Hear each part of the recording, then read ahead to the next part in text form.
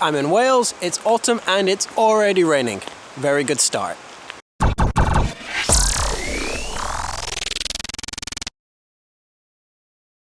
So today I am actually at the Fairy Glen, but not the Fairy Glen that I went to in Scotland. This is actually one in North Wales. It's about, let's say, yeah, it was about an hour and a half from my house to finally get here. I kind of had to drive around a little bit because it was really quite hard to find actually, because it was just up a little slip road, which I thought was actually a private road. But apparently this is, you actually have to pay. You do have to pay to get in. Cool, because it turns out it's privately owned. Now this Fairy Glen thing is an amazing looking place. I've been looking at it online for a little while. So it's apparently like a 30-minute walk around the whole path. There's lots of landscape stuff to shoot here, lots of water. And because it's autumn, we've got lots of lovely brown, orange colors, a really nice autumn color. I want to catch this before it all disappears, because I'm not back until December here in the UK, and I'll definitely miss it at that point. So let's go ahead and actually just pay these guys and go on through. I have no idea. Oh, okay, cool. It's just a gate. Hello.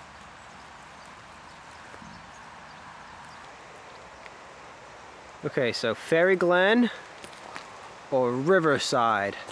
I'm tempted by the river, but I know the Fairy Glen is meant to be the nice thing, so let's go up this hill. Look at that. You guys see that? How loud that is. Okay, let's have a look here. Let me just flip my hand around because I'm holding it really awkwardly. Right, so I think currently it's like 2:40 right now, and as you can see, it is drizzling. You're getting covered in rain, I'm getting covered in rain, it's all good. It's been drizzling like on and off pretty much the entire day. That's why I kind of wanted to shoot this, because it's overcast, which is great obviously for long exposures because you have even soft light. Basically your overcast clouds act as like a big softbox, so you get really nice even light. And with the rain coming down, it just adds a little bit more to the water flow, so it's a little bit quicker than it would be if it was just dry. So currently walking around here, I actually don't know where the whole falls thing is. This is just a huge area of water, and I'm pretty sure I'm the only one around here today, because that car park was empty, and it's going to be hard to find if you don't have a car. So I think I pretty much got free reign of this place. And as I said, I think it's about 2:40 right now, and sunsets at about 4:20 or something like that. So hopefully I'll be able to catch a sunset, because it's also overcast, so we've got lots of mist. I don't know if you'll be able to tell on camera, it's all quite misty, and what I'm hoping is that the sun will catch that and, you know, kind of make it glow a little bit. So we'll see what we get, but I'm just going to start walking around here, put you guys away, and get pummeled with water some more. I'll walk around, and when I find a shot, I'll go quickly through the gear I have, and I'll start shooting. Okay, I think I want to go there. Wow, look at that. Okay, well this is definitely the place I want to be shooting. I mean, just look at that here. It is stunning. A lot of the shots I've seen of this place have been vertical shots, and that did worry me when I was looking at them online, which meant there probably isn't a horizontal shot that works. And I have been playing around a little bit, and it is a little bit tough, especially when the vertical is so compelling, because I don't know if you could see it. I'd have to move a little bit further over here. I think you can actually see on the inside of the there's mountains all the way across into there, and you have waterfalls flowing all the way through it, so you get a really stunning shot all the way through, which makes me think that I actually should probably go on that guy, the big rock here, go up to the top of him, or try and get as high as I can. I have a couple of concerns. One, because it is a wet, drizzly autumn day, all the rocks are extremely slippery, and I'm by myself, which is never a smart idea when you're dealing with wet rocks in the middle of nowhere with no one around you. That's a bit dangerous, so don't ever do that. Don't ever do what I'm doing right now. I did it purely because I need to, because I need more. I want to shoot more because I'm not going to be back here for a few more weeks now, so I need to get this done. And this has been on my shot list for a while, so I want to get it. 2, because it is raining, and I've actually brought, I'm using my my Sigma 24-105. Now, if you've watched my review video on that, you'll know that it's not weather sealed. It's not a big concern because it's a little bit drizzly right now. It's on and off kind of thing, so it's all right. My Canon is sealed, but I've also got my rain jacket with me for the camera, in case it gets really wet. But I think that is it for my gear concerns and my general welfare concerns right now. My main thing now is just to find the shot. I really think up there is probably going to be the best option because there's lots of water mist. Where the two, the whole point of view thing down in between the rocks, because of all the water mist that's coming up from it, when it sets, hopefully the sun might kick some light through and give me some nice orange. That will just light up. So that's what I'm kind of hoping for. But first, let's try and climb up onto this big bad guy over here.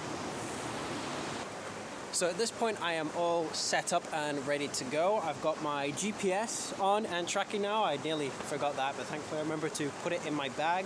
I got my focus sorted. I'm pretty confident it's focused all the way through because I've racked all the way up to f22. And I focused on a nice mid-range point, so everything before and after it is pretty much in focus from what I can see on the back of the camera. And currently I actually have my Lee polarizing filter on it, just to kind of cut through some of the hazy glass stuff. It looked quite nice on the back of the camera. We'll see how it goes when I actually get the final result. And I've got my phone running here with the ND timer, just timing down for how long I need to. It said about 1.5 minutes. I'm going to let it go to maybe about 1:40. Because when I was looking at it on aperture priority mode, there was no difference in exposure time between f20 and f22. It maxed out at 30 seconds at f20, which means that the exposure time should be longer for f22. So I'm going to kind of compensate a little bit for that now that I'm in bulb mode, because now I have pretty much all control on my bulb function. And I'm going to stop it about here, and let's see. Woo! Okay. Smooth glass. I've got to make sure I get my feet right, and I'll show you guys here on screen. Yeah. So hopefully, if I'm smart, I've done an overlay of the picture there. But I am liking the look of that. We do have some blinkies. I don't know if actually I'll pull it up here. You can see there are some blinkies here where there's just a big old highlight. But let me just check the focus, and it's looking okay, even at the back. The rocks are looking sharp. One thing I have noticed about this lens, the Sigma, is actually currently, I'm zoomed pretty far out actually. Yeah, I'm at like 85 millimeters. So that's really zoomed in for me. I really don't, this shot is, it's actually very unique to me because I never ever shoot portrait. Very, very rarely do I ever shoot landscapes in portrait mode. There's a couple of reasons for that, but I'll talk about that in another time. But again, this is pretty much a big bunch of firsts, and also 85 millimeters. It's not often I'm shooting pretty tight. I'm sure you guys know by now I'm very much a wide 16-35. Let's get everything in the shot kind of guy.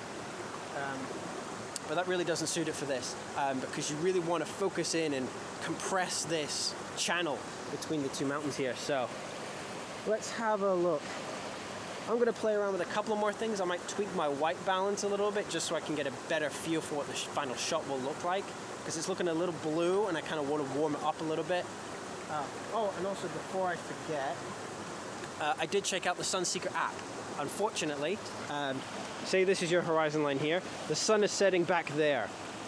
So I don't know if it kicks light over into here or something, or maybe it will or it won't. Maybe I fake it in post-production, I don't know. We'll see how the light goes. It doesn't seem to be getting any warmer, it just seems to be getting darker, which is semi-typical of overcast days.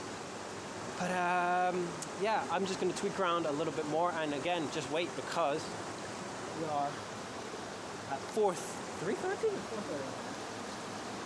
3:30. So I've got about another 30 minutes, basically, before the sun will really start doing anything.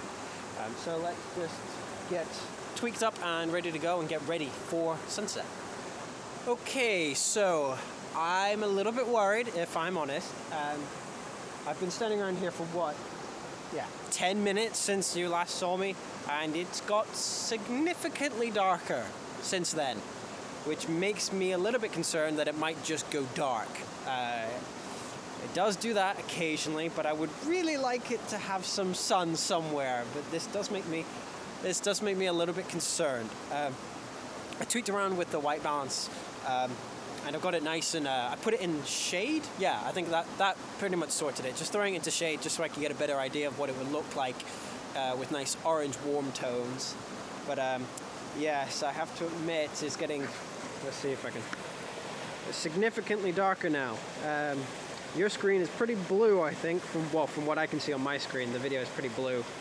But yeah, I think I'm just gonna have to wait around for a little bit, but if it just keeps getting darker at this point and no sun is coming up, I'll probably just start to head back, because as I mentioned before, because I came on a mildly damp, drizzly day where no one's around, the rocks are wet, and the last thing I want to do is navigate this stuff in the dark, because I nearly slipped a couple of times, especially with all my gear, because I've got my big tripod here, I've got camera, big lens, all that stuff. I've got filters with me.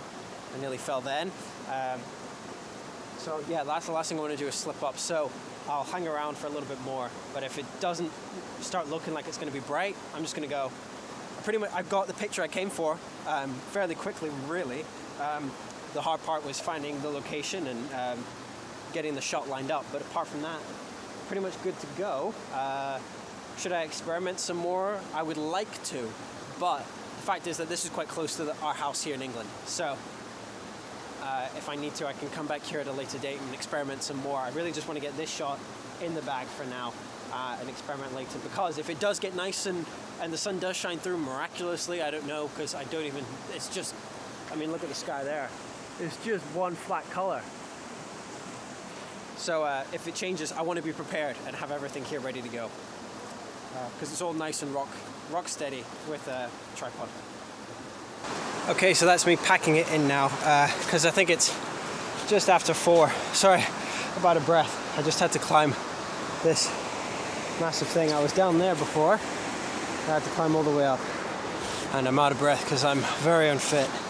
Yeah, it's 4 o'clock now. The sun's meant to be finished setting at 4:20 or something like that. So there's no sunset happening. It's so overcast. I mean, you can just see it here behind me. Move forward. It's just all flat grey, so nothing's happening. And the last thing I want to do, as I said, is walk around in the very cold. So I'm just walking back now. I'm pretty confident I got the shot that I was looking for anyway, so that's good. I'm a little bit concerned with the focus on the actual picture, but I'm pretty sure it's okay. I've noticed it on this lens before, where the preview isn't as sharp as the final result when you get it into the computer, so we'll see how that is. If it doesn't really work or it's not to my liking, I can come back here some other time and do focus stacking. I thought about doing some focus stacking down there, but I figured it's so close that I can just come by and do it again some other time when I wanted to. But I think with that being said, I've now got another 15-minute walk or something back to the car, and then an hour and a half drive home. So I think I will say goodbye to you guys right now, because I think that's pretty much it for today, I think. All right, okay, so hope you've enjoyed this one. I think it's been a little bit shorter than normal, but that's no big deal. So hope you've enjoyed this one, and I'll catch you in the next one.